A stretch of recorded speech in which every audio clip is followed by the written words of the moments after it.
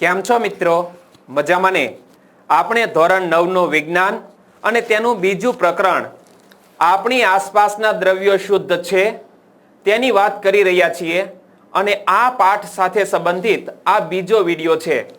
આ વિડિયોની અંદર આપણે દ્રાવણ શું છે, વોટ ઇઝ અ સોલ્યુશન એના વિશે વાત કરવાના છીએ. તો દ્રાવણ શબ્દ એ જાણીતો લાગે છે અને વળી પાછા આપણા રોજિંદા વ્યવહારમાં પણ આપણે ઘણા બધા દ્રાવણોનો ઉપયોગ કરીએ છીએ. શું ઉનાળાના વાતાવરણમાં તમે શરબત નથી પીધું? શરબત પણ દ્રાવણનું જ ઉદાહરણ છે. તો દ્રાવણનો અર્થ શું કહી શકાય? દ્રાવણ એ બે કે તેથી વધારે પદાર્થોનું સમાંગ મિશ્રણ છે. જુઓ, દ્રાવણ બે કે તેથી વધારે પદાર્થોનું સમાંગ મિશ્રણ છે. બે પદાર્થો હોય તો પણ દ્રાવણ કહેવાય અને બે થી વધારે પદાર્થોનું સમાંગ મિશ્રણ હોય તો પણ દ્રાવણ કહેવાય. આપણે સૌ પ્રથમ શરબત બનાવીએ છીએ તો પાણી લઈએ છીએ, લીંબુ નીચોવીએ છીએ, જરૂરી માત્રામાં ખાંડ અને મીઠું પણ નાખીએ છીએ અને વરિયાળી શરબત પણ બનાવીએ છીએ. તો એ શાનું ઉદાહરણ છે? દ્રાવણનું ઉદાહરણ.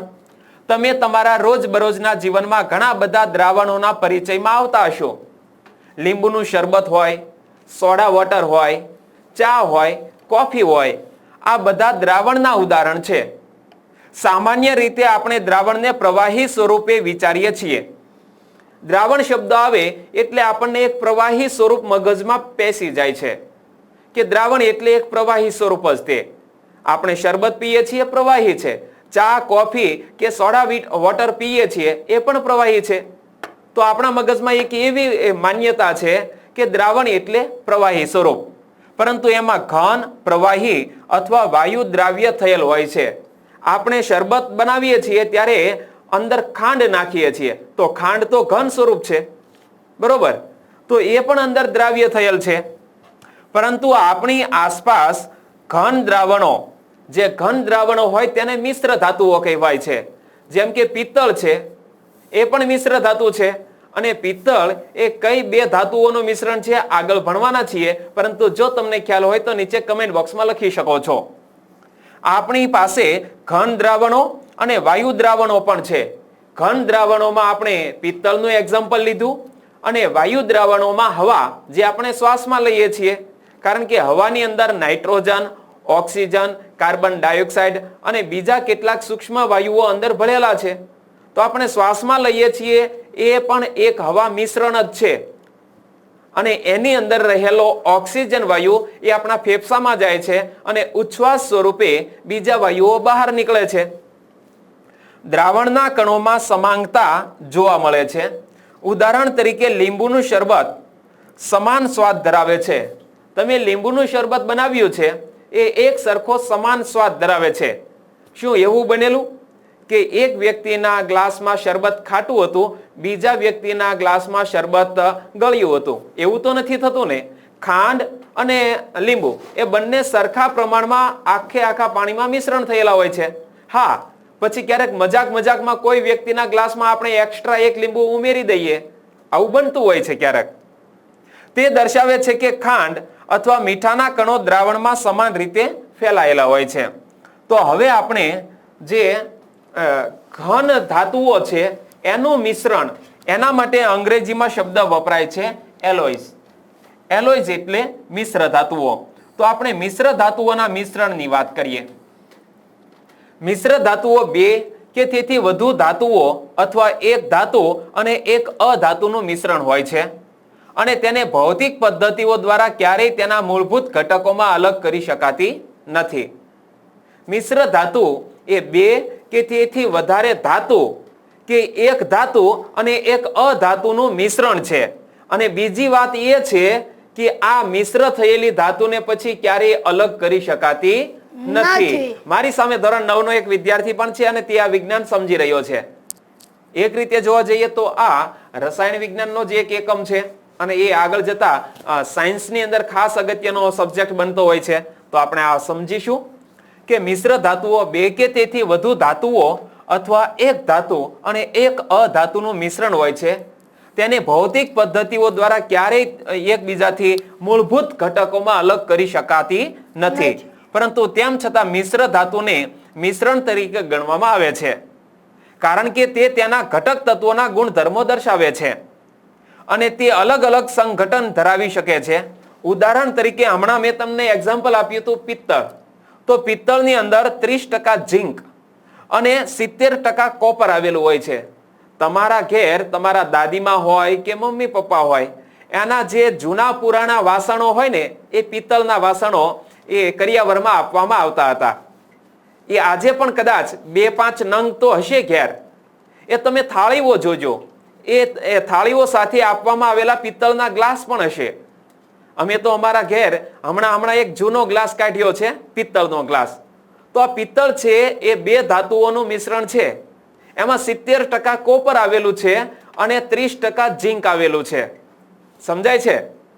તો આ એવી પ્રકારની મિશ્ર ધાતુ છે કે એ ક્યારેય અલગ કરી શકાતી નથી. એટલે કે એમાંથી ઝીંક કે કોપરને અલગ કરી શકાતા નથી. જો લખે છે તેને ભૌતિક પદ્ધતિઓ દ્વારા ક્યારેય તેના મૂળભૂત ઘટકોમાં અલગ કરી શકાતી નથી. પિત્તળ બની ગયું એ બની ગયું, પછી એમાંથી તમે ઝીંક અલગ કરી નાખો અને તાંબુ અલગ કરી નાખો, આવું શક્ય બનતું નથી. અને એ પણ યાદ રાખજો આ ટકાવારી, કે પિત્તળ છે એ કઈ 2 ધાતુઓનું કેટલા પ્રમાણમાં રહેલું મિશ્રણ છે.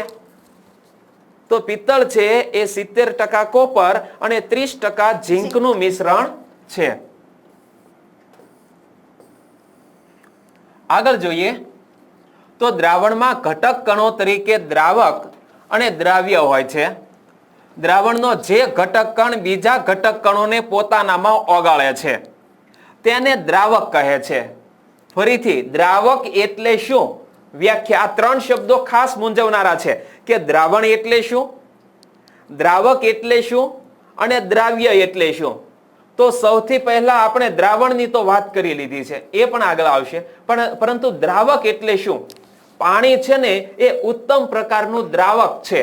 હવે પાણીને ધ્યાનમાં રાખી અને હવે તમે આ વ્યાખ્યા વિચારો કે પાણીનો જે ઘટક કણ બીજા ઘટક કણોને પોતાનામાં ઓગાળે છે, પાણીનો જે ઘટક કણ ખાંડ કે મીઠાને પોતાનામાં ઓગાળે છે, તો તેને દ્રાવક કહે છે. પાણી શું છે? દ્રાવક છે. અને જે ઘટક કણોને પોતાનામાં ઓગાળે છે તેને દ્રાવક કહે છે. સમજાઈ ગયું?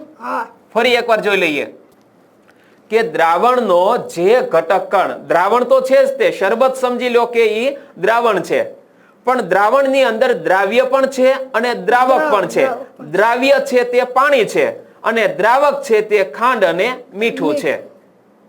હવે તમે વિચારો કે દ્રાવણમાંનો જે ઘટક કણ બીજા ઘટક કણોને પોતાનામાં ઓગાળે છે તેને દ્રાવક કહે છે. હવે અહીંયા 2 શબ્દ તમે જોડી દીધા હોય તો સરસ રીતે તમને આ વ્યાખ્યા યાદ રહી ગઈ ને.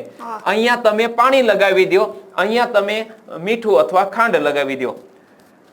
પાણીનો જે ઘટક કણ ખાંડના કણને પોતાનામાં ઓગાળે છે તેને દ્રાવક કહે છે. તો દ્રાવણમાંનો જે ઘટક કણ બીજા ઘટક કણને પોતાનામાં ઓગાળે છે તેને દ્રાવક કહે છે. એટલે પાણીમાં મીઠું ખાંડ અથવા લીંબુ નાખ્યું, હા, અને એ પાણી ઓગાળી નાખે, હા, તો એટલે પાણી છે એ દ્રાવક. રાઈટ. હવે એવી જ રીતે દ્રાવણનો જે ઘટક કણ દ્રાવકમાં ઓગળે છે, દ્રાવણનો જે ઘટક, હા, એમાં ખાંડ પાણીમાં ઓગળે છે, તો એ ખાંડ છે એ શું કહેવાય? દ્રાવ્ય કહેવાય. જો દ્રાવણનો જે ઘટક કણ દ્રાવકમાં ઓગળે છે, દ્રાવક એટલે પાણી, અને આ જે ઘટક કણ એટલે ખાંડ અથવા મીઠું, તો આ દ્રાવણનો જે ઘટક કણ દ્રાવકમાં ઓગળે છે તેને દ્રાવ્ય કહે છે. ફરી એકવાર સમજી લઈએ, કારણ કે સામે બીજા કેટલાક મિત્રો પણ આ કદાચ પહેલી વખત વાત સમજતા હશે. તો આપણે મુખ્ય વસ્તુ છે દ્રાવણ. એ દ્રાવણના આધારે દ્રાવક અને દ્રાવ્યની વ્યાખ્યા પાકી થઈ જાય કે દ્રાવણનો જે ઘટક કણ બીજા ઘટક કણને પોતાનામાં ઓગાળે છે તેને દ્રાવક કહે છે, અને દ્રાવણનો જે ઘટક કણ દ્રાવ્યમાં ઓગળે છે તેને દ્રાવ્ય કહે છે. ફરીથી, દ્રાવણનો જે ઘટક કણ દ્રાવકમાં ઓગળે છે તેને દ્રાવ્ય કહે છે. તો અહીંયા આપણે આ શબ્દો સમજ્યા, વ્યાખ્યાની સમજ પ્રાપ્ત કરી. હવે ઉદાહરણો લઈએ કે આ દ્રાવક કોને કહ્યું, દ્રાવ્ય કોને કહ્યું? તો જુઓ, ખાંડનું પાણીમાં બનાવેલું દ્રાવણ એ ઘનનું પ્રવાહીમાં બનાવેલું દ્રાવણ છે. એવું નથી કે પ્રવાહી સાથે પ્રવાહીનું જ તે દ્રાવણ બને.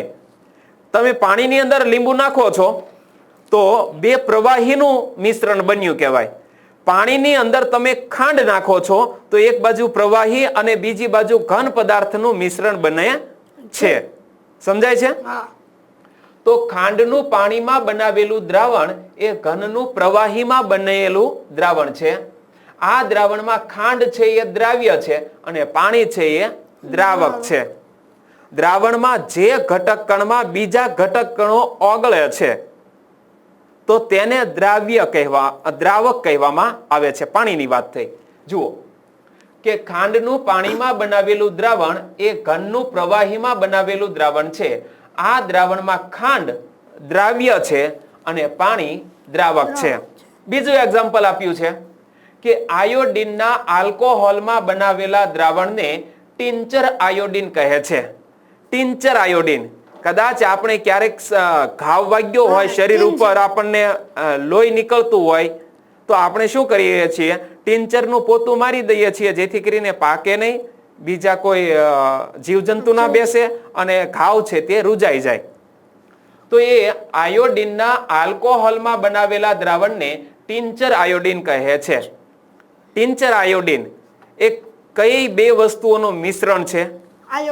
આયોડીન અને આલ્કોહોલનું. આયોડીનને આલ્કોહોલમાં ઓગાળી નાખવાનું અને એ જે બનશે તે ટિંચર આયોડીન કહે છે. જેમાં આયોડીન એ ઘન છે.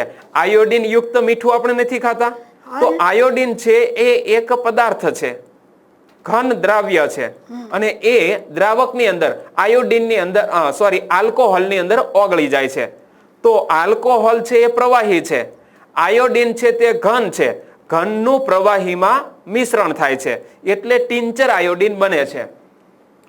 તો આયોડીનના આલ્કોહોલમાં બનાવેલા દ્રાવણને ટિંચર આયોડીન કહે છે, જેમાં આયોડીન ઘન છે અને એ દ્રાવ્ય છે અને આલ્કોહોલ પ્રવાહી છે તે દ્રાવક છે. આગળ જોઈએ આપણે ત્રીજું એક્ઝામ્પલ. સોડા વોટર જેવું વાયુયુક્ત પીણું વાયુનું પ્રવાહીમાં બનાવેલું દ્રાવણ છે. આપણે જ્યારે કોઈ સોડા વોટરની બોટલ ખોલીએ છીએ ત્યારે બોટલ ખોલતાની સાથે જ તે અંદર વાયુ છે એ બહાર આવે છે. એ વાયુ છે તે કાર્બન ડાયોક્સાઇડ છે અને એ વાયુનું પાણીની અંદર ઓગાળવામાં આવે છે, એટલે કે ઊંચા દબાણે ભરવામાં આવે તો એ કાર્બન ડાયોક્સાઇડ છે તે પાણીમાં દ્રાવ્ય બને છે. તો વાયુનું પ્રવાહીમાં દ્રાવણ બનાવ્યું. જુઓ, સોડા વોટર જેવું વાયુયુક્ત પીણું વાયુનું પ્રવાહીમાં બનાવેલું દ્રાવણ છે, જેમાં કાર્બન ડાયોક્સાઇડ વાયુ એ દ્રાવ્ય છે. કાર્બન ડાયોક્સાઇડ વાયુ છે એ સોડા વોટરની અંદર પીગળી જશે, મળી જશે, ભેગો થઈ જશે અને પાણી એ દ્રાવક તરીકે હોય છે. હવે હવાનું તો એક્ઝામ્પલ છે જ તે, એ વાયુ સાથે વાયુનું દ્રાવણ.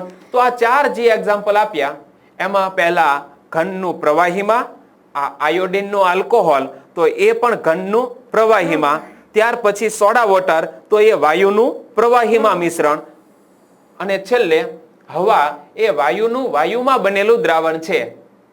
હવા ઘણા બધા વાયુઓનું સમાંગ મિશ્રણ છે, જેમાં બે મુખ્ય ઘટક છે, ઓક્સિજન અને નાઇટ્રોજન. એમાં ઓક્સિજન 21% છે અને નાઇટ્રોજન 78% છે.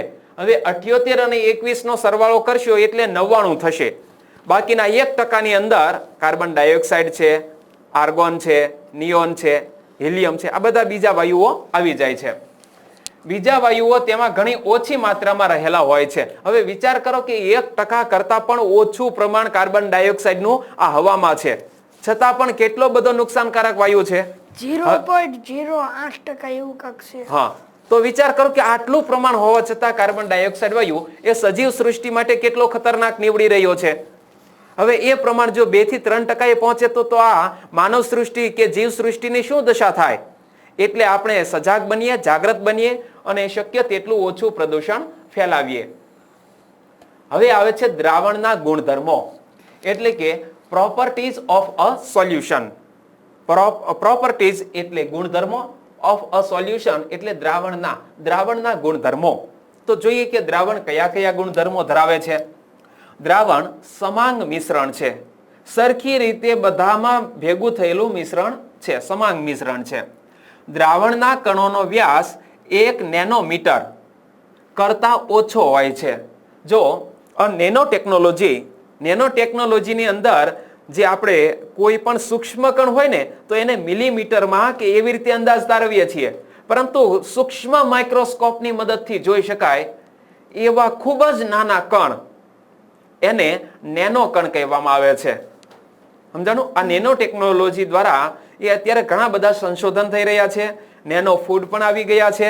તો અહીંયા આપણને દ્રાવણના કણનો વ્યાસ આપ્યો છે. અને નેનો ફૂડ એટલે નેનો ફૂડ એટલે માની લ્યો કે કોઈ એવા પ્રકારનું ફૂડ, એક બિસ્કિટ બનાવવામાં આવે કે બિસ્કિટનું કદ માત્ર 1 આંગળીના ટેરવા જેટલું હોય, 1 આંગળી જેવડું, અને એની અંદર તમામ પોષક તત્વો પૂરતી માત્રામાં હોય, અને તમે એક નેનો ફૂડનો કટકો ખાઈ લ્યો અને તમને 2000 કે 2400 કેલરી જેટલી ઉર્જા પ્રાપ્ત થઈ જાય, તો આખા દિવસનો ખોરાક એ કટકામાં સમાઈ ગયો. હવે માની લો કે અંતરિક્ષ યાત્રીઓ સુનિતા વિલિયમ્સ અત્યારે અંતરિક્ષમાં ગયા છે, તો ત્યાં હવે આ શાકભાજી અને આ બધી વસ્તુઓ લઈ જાવી, તો એ લઈ જાવી, એક તો સ્પેસની અંદર જગ્યા ખૂબ જ મહત્વ હોય છે, કારણ કે એક નાની સરખી વસ્તુ પણ ઉપર લઈ જવી હોય તો એનું મૂલ્ય ઘણું બધું ચડતું હોય છે. તો માની લો કે આવા 50 કે 60 પીસ એક વૈજ્ઞાનિક દીઠ, એક અંતરિક્ષ યાત્રી દીઠ એક નાના બોક્સની અંદર ભરી દેવામાં આવે કે હાલો ભાઈ આની અંદર 60 પીસ છે, તો એક સવારે ખાઈ લેવાનું, એક સાંજે ખાઈ લેવાનું, અને એના દ્વારા શરીરને પૂરતા પ્રમાણમાં કેલરી પ્રાપ્ત થઈ જાય. તો એક બોક્સ દ્વારા તમારું 2 મહિનાનું ભોજન કે મહિનાનું ભોજન એ અંતરિક્ષમાં તમે લઈ જઈ શકો છો. હવે વિચાર કરો, એ જ વસ્તુ તમારે રાંધવાની હોય તો કેટલી બધી જગ્યા રોકશે. સમજાણું? આ નેનો ફૂડનું મહત્વ છે. તો દ્રાવણના કણોનો વ્યાસ 1 નેનોમીટર કરતા ઓછો હોય છે. 1 નેનોમીટર એટલે કેટલા મીટર? તો આપણે યાદ રાખીશું 10⁻⁹ એટલા મીટર બરાબર 1 નેનોમીટર થાય. ફરીથી આ પ્રમાણ માપ છે એ યાદ રાખવાનું છે કે 1 નેનોમીટર એટલે કેટલા મીટર? તો 1 નેનોમીટર બરાબર 10⁻⁹ એટલા મીટર થાય. તેથી તે નરી આંખે જોઈ શકાતા નથી. દ્રાવણના કણોનું કદ અતિ સૂક્ષ્મ હોવાના કારણે તેમાંથી પસાર થતા પ્રકાશના કિરણોનું તે પ્રકિરણન કરી શકતા નથી. પ્રકિરણન થવું એટલે કે પ્રકાશને ફેલાવવો. અંદર એવું કોઈ દ્રાવણ છે ને એમાં તમે લાઈટ ટોર્ચ કરી તો એ દ્રાવણના કણોનું પ્રકિરણન કરી શકતા નથી. તેથી જ દ્રાવણમાં પ્રકાશનો માર્ગ જોઈ શકાતો નથી. દ્રાવણ હોય તો એની અંદર પ્રકાશનો માર્ગ જોઈ શકાય નહીં. માની લો કે એક તમે એકદમ પારદર્શક ગ્લાસ લીધો, કાચનો ગ્લાસ, એની અંદર તમે શરબત ભર્યું અને એના ઉપર તમે લેઝર લાઇટની મદદથી તમે એક અંદર કિરણ પસાર કર્યું, તો એ છે એ અંદર એક સીધી લીટી બનાવશે નહીં, ફેલાઈ જશે. હા, ટોર્ચ છે અને કાચનો ગ્લાસ છે. અહીંયા લખેલું છે કે કોપર સલ્ફેટનું દ્રાવણ ટિન્ડલ અસર દર્શાવતું નથી. પાણી અને દૂધનું મિશ્રણ ટિન્ડલ અસર દર્શાવે છે. એ ટિન્ડલ અસર એટલે શું એ આપણે આગળ જોઈશું. અહીંયા ઉપર આવતા રહ્યો. હા, બસ. દ્રાવણના કણોનું કદ અતિ સૂક્ષ્મ હોવાના કારણે તેમાંથી પસાર થતા પ્રકાશના કિરણોનું તે પ્રકિરણન કરી શકતા નથી. તેથી જ દ્રાવણમાં પ્રકાશનો માર્ગ આપણે જોઈ શકતા નથી. અને ચોથું લક્ષણ છે કે દ્રાવણના કણોને ગાળણ પ્રક્રિયા દ્વારા દ્રાવણમાંથી અલગ કરી શકાતા નથી. હવે માની લો કે આપણે દ્રાવણ બનાવી દીધું, શરબત બની ગયું. એ શરબતની અંદર હવે આપણે કોઈ ગળણી દ્વારા આપણે ગાળ્યા તો ગાળવાથી ખાંડ અલગ થઈ જશે, મીઠું અલગ થઈ જશે, લીંબુ અલગ થઈ જશે કે પાણી અલગ થઈ જશે. ગાળણ પ્રક્રિયા દ્વારા એ મિશ્રણને છૂટું પાડી શકાતું નથી. તો દ્રાવ્યના કણોને ગાળણ પ્રક્રિયા દ્વારા દ્રાવણમાંથી અલગ કરી શકાતા નથી. દ્રાવ્યના કણોને કોઈ પણ પ્રકારની ખલેલ પહોંચાડ્યા વગર રાખી મૂકવામાં આવે તેમ છતાં તે તળિયે બેસી જતા નથી. હવે માની લો કે આપણે શરબત બનાવી દીધું છે, ગાળણ દ્વારા પણ આપણે ખાંડ અલગ નહીં કરી શકીએ. આપણે તેને શરબતને 2 દિવસ સુધી પડ્યું રહેવા દઈશું તો શું એમાં ખાંડના કણો જે ઓગળી ગયા છે એ વળી પાછા ખાંડ બની અને નીચે તળિયે જમા થઈ જશે? નહીં થાય. એટલે લખે છે કે દ્રાવ્યના કણોને કોઈ પણ પ્રકારની ખલેલ પહોંચાડ્યા વગર રાખી મૂકવામાં આવે તેમ છતાં તે તળિયે બેસી જતા નથી નથી. અને તેથી જ દ્રાવણ સ્થાયી છે. એટલે કે દ્રાવણ એ દ્રાવણ જ રહેશે, એમાં કોઈ પણ પછી અલગ અલગ પ્રકારના પદાર્થોને અલગ કરી શકાશે નહીં. અને ત્યાર પછી આવે છે 2.2.1 માં દ્રાવણની સાંદ્રતા. દ્રાવણની સાંદ્રતા વિશે આપણે આગળના વિડીયોમાં ભણીશું. તમને આટલી વાત સમજાઈ ગઈ હોય તો મિત્રો વિડીયોને લાઈક કરવાનું ન ભૂલતા. આભાર.